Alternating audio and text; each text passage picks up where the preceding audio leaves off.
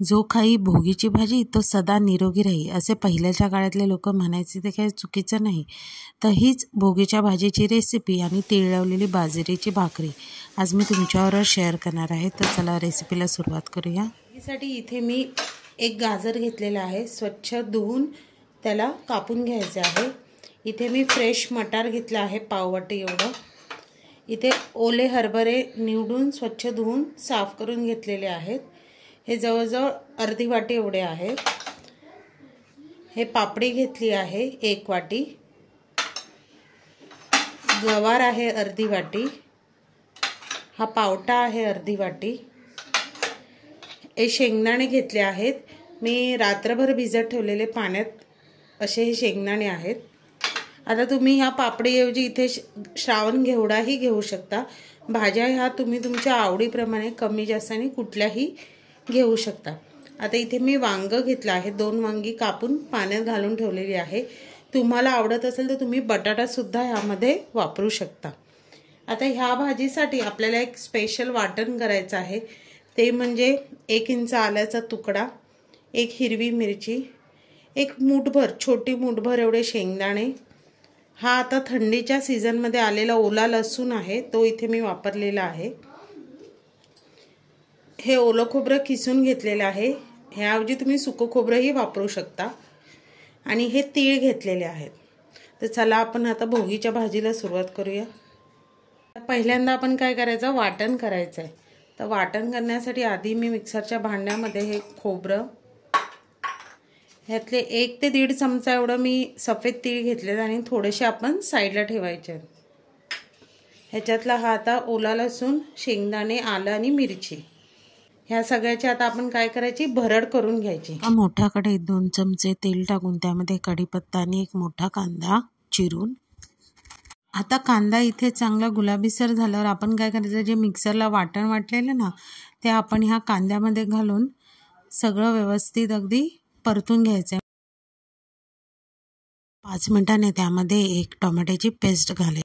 त्याचा कच्चेपणा जाईपर्यंत आपल्याला तेलामध्ये चांगलं परतून घ्यायचं आहे. त्यामध्ये थोडंसं गरम पाणी ॲड करायचं आहे. तर ह्यामध्ये मी 2 चमचे एवढं मालवणी मसाला ॲड केलेला आहे. 1 चमचा हळद ॲड केलेली आहे.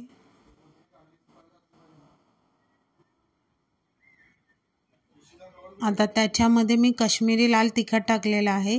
1 ते 1.25 चमचा एवढं आपल्याला काश्मीरी मिरचीची पावडर टाकायची आहे. जिरा पावडर टाकलेला आहे अर्धा चमचा. धने पावडर टाकायची आहे आपल्याला 1 चमचा. आणि हे सगळं मसाले टाकून आपण हे मिश्रण जे आहे ते व्यवस्थित शिजवून घ्यायचं आहे, परतवून घ्यायचं आहे. आता हे मसाले जळू नये म्हणून ह्या स्टेजला मी अर्धा पेला एवढं गरम पाणी ॲड केलेलं आहे. आता हे व्यवस्थित ढवळून आपण काय करायचं, हे मसाले शिजायला द्यायचं आहे.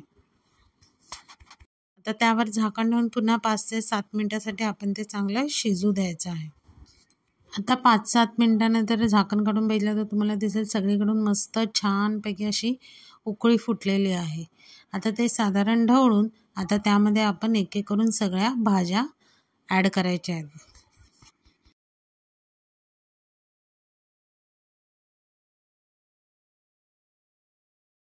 आता त्यामध्ये चवीप्रमाणे मीठ टाकायचं आणि भाजी व्यवस्थित परतून झाकण लावून त्याला शिजू द्यायचं. 7 ते 8 मिनिटानंतर झाकण काढून तुम्ही बघाल की भाजीला छानपैकी अशी उकळी फुटलेली आहे आणि भाजी आपली चांगली शिजलेली सुद्धा आहे. तर आता हे काय करायचं, आपली भाजी चांगली शिजली आहे, मस्त सुगंध सगळीकडे पसरलेला आहे. आता ह्या स्टेजला गॅस बंद करायचा आणि अर्धा ते 1 चमचा तुमच्या आवडीनुसार तिथे तुम्ही गरम मसाला पावडर ॲड करायची. आता शेवटी नेहमीप्रमाणे बारीक चिरलेली कोथिंबीर ॲड करायची आणि आपली ही भोगीची मस्त रश्शेदार वेगळ्या चवीची झणझणीत अशी ही भाजी आपली तयार झालेली आहे. का बाउलमध्ये मी तुम्हाला काढून दाखवते भाजी. आता त्या भाजीवर मस्तपैकी तीळ घालायची आणि भाजी आपली खाण्यासाठी रेडी झालेली आहे.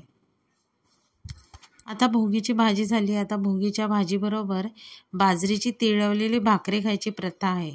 आता ही भाकरी काही सगळ्यांनाच जमत नाही. अगदी नवशिक्यांसाठी ही भागवून केलेली भाकरी मी तुम्हाला दाखवणार आहे. तर एका भांड्यात मी 1 ग्लास भरून पाणी घेतलं आहे.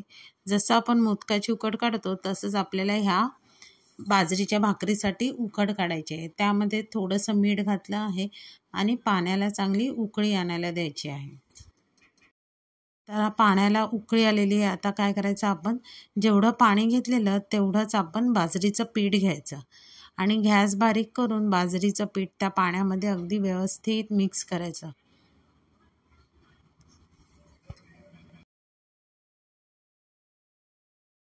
चांगलं पीठ एकजीव झालं पाण्यात की गॅस बंद करायचा आणि त्या गरम असल्यामुळे त्याच्यावरच झाकण लावून ती आतल्यात काय होईल, आपली जी भाकरीसाठी जी उकड काढलेली ना ती चांगली शिजेल. आता गॅस बंद करून ठेवायचा 5 मिनिटासाठी. 5 मिनिटानंतर ती उकड आपण एका प्लेटमध्ये घेऊन थोडी थंड झाली की थंड पाण्याचा हात लावून किंवा थोडंसं थंड पाणी लावून आपण जसं भाकरीसाठी पीठ मळतो ना तसं अगदी मऊसूत आपल्याला इथे पीठ मळून घ्यायचं आहे.